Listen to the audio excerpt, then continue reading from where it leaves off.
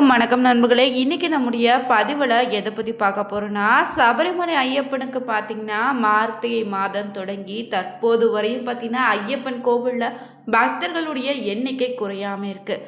மண்டல பூஜை நிறைவடைந்துள்ள நிலையில் தற்போது பார்த்திங்கன்னா 2026ஆம் ஆண்டிற்கான மகர விளக்கு பூஜை எந்த நாளில் நடக்க இருக்கு, இதற்கான ஏற்பாடுகள் என்ன நடந்துட்டுருக்கு, மேலும் மகர விளக்கு பூஜை தோன்றிய காரணம் என்ன, ஐயப்பனுடைய விரத முறை என்னன்னு தெரிந்து கொள்ள இந்த ஒரு பதிவை கடைசி வரைக்கும் ஸ்கிப் பண்ணாமல் பாருங்கள். மேலும் புதியவராக இருந்தீங்கன்னா மறக்காமல் நம்ம சேனலை சப்ஸ்கிரைப் பண்ணிவிட்டு கூடவே இருக்க பெல் பட்டனை கிளிக் பண்ணிக்கோங்க. தனிப்பட்ட முறையில் உங்கள் ஜாதகத்தில் இருக்கக்கூடிய பிரச்சனைக்கு சரியான ஒரு பரிகாரத்தை பெற்றுக்கொள்ள வீடியோவில் டிஸ்கிரிப்ஷனில் ஃபோன் நம்பர் கொடுத்துருப்போம். அந்த நம்பருக்கு நீங்கள் கால் பண்ணி தெரிஞ்சுக்கலாம். வாங்க நண்பர்களே, வீடியோக்குள்ளே போகலாம். சபரிமலை ஐயப்பன் கோவிலில் பார்த்தீங்கன்னா மாலை அணிந்து மண்டல விரதம் இருந்து லட்சக்கணக்கான பக்தர்கள் பார்த்தீங்கன்னா வருகை தந்த வண்ணமே இருக்காங்க. இந்த ஆண்டிற்கான மண்டல பூஜை நிறைவடைந்த நிலையில் மகர விளக்கு உற்சவத்திற்கான ஏற்பாடுகள் தொடர்ந்து நடைபெற்றுதாங்க வருது.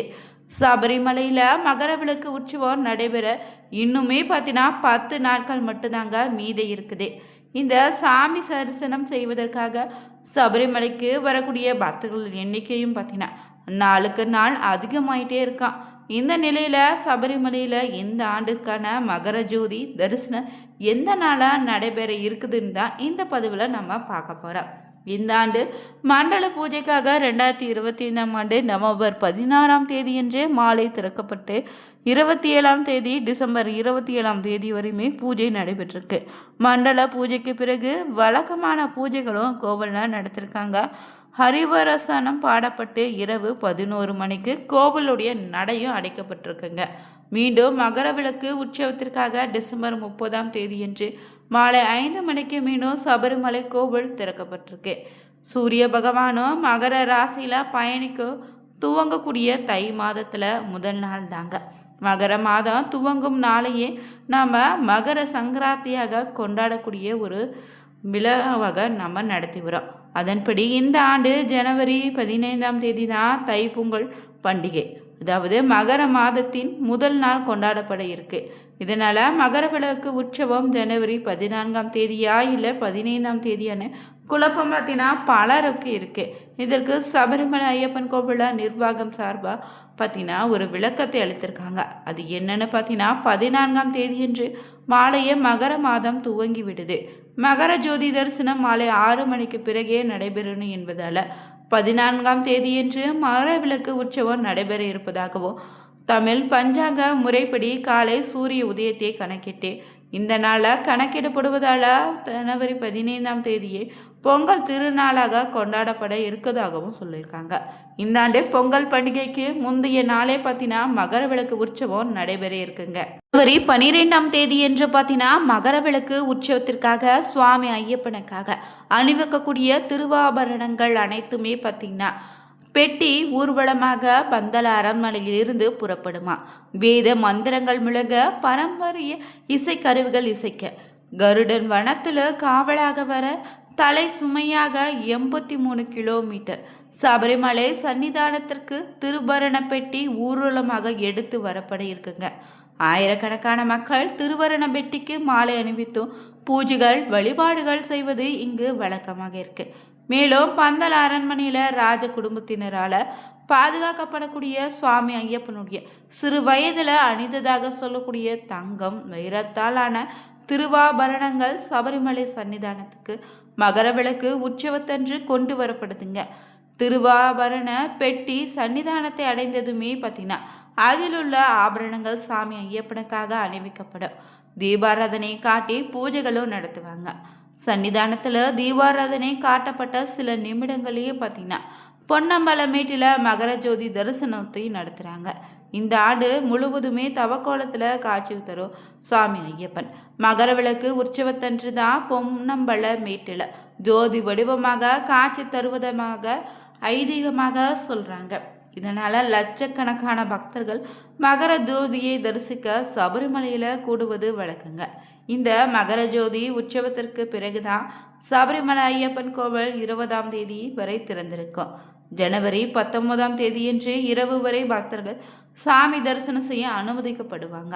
அதே போல் 20ஆம் தேதியன்று காலை நடைபெறக்கூடிய பூஜையில் ஆலய நிர்வாகிகள், பந்தல அரண்மனை பிரதிநிதிகள் மட்டுமே கலந்து கொள்ள முடியுமாங்க. பந்தல அரண்மனை பிரதிநிதிகள் முன்னிலையில தான் சபரிமலை கோவில நடை அடைக்கப்படும். மேலும் அதன் பிறகு மீண்டும் மாசி மாத பிறப்பின் போதுதான் சபரிமலை ஐயப்பன் கோவில நடை திறக்கப்படும்னு அறிவித்திருக்காங்க.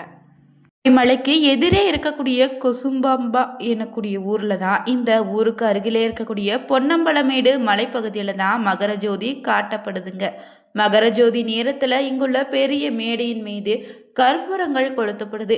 இதை தான் நாம மகர ஜோதியாக நமக்கு தெரியுதுங்க. இதனை ஐயப்ப பக்தர்கள் பார்த்தீங்கன்னா மகர ஜோதியாக நம்ம வழங்கி வழிபடுறோம். பின்னர் இரசக்கு கைகளால் அடைக்கப்பட்டு மீண்டும் அந்த கற்பூரத்தை ஏற்றி 3 முறை இந்த தீபம் ஏற்றப்பட்டு மக்களுக்காக காட்சி தரப்படுதுங்க. இங்கு மகர ஜோதியை கேரளாவை சேர்ந்த மீன் ஊழியர்கள் தான் ஏற்றுவதாக சொல்லப்படுது.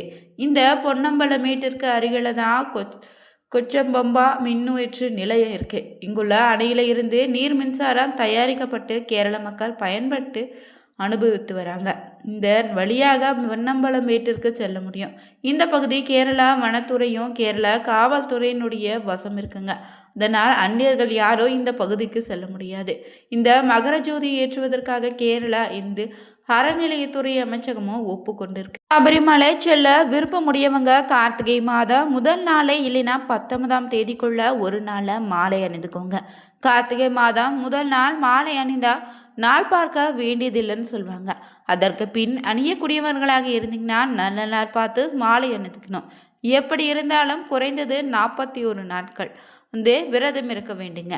மாலை துளசி மணி 108 கொண்டதாகவும் உத்ராட்ச மணியாக இருந்தால் 54 உள்ளதாகவும் வாங்கி ஐயப்பனுடைய திருவுருவம் பதித்த டாலர் ஒன்றை இணைத்து அணிந்துக்கோங்க. தாய் தந்தையினுடைய நல்லாசியோடு குருசாமி ஒருவருடைய கையால் ஆலயத்தில் பூஜை செய்து மாலை அணிந்துக்கலாம். குருசாமி கிடைக்கலனா கோயிலில் சென்று கடவுள் பாதத்தில் மாலையை வைத்து அர்ச்சகரிடம் தட்சணை கொடுத்து அர்ச்சனை செய்துட்டு ஐயப்பனையே குருவாக நினைத்து நீங்கள் மாலையை தரிசித்து கொள்ளலாம். இது எதுவுமே முடியலாம் கூட கடவுளின் பிரதிநிதின்னு நம்ம சொல்லக்கூடிய தாய் தந்தையினுடைய காலில் விழுந்து வணங்கிட்டு அவங்களுடைய கையாலே நம்ம மாலை அணிந்துக்கலாங்க. இப்படி நீங்கள் மாலை அணிந்த பிறகு பார்த்தீங்கன்னா கோப தாபம் குரோதம் விரோதம் கொள்ளக்கூடாது.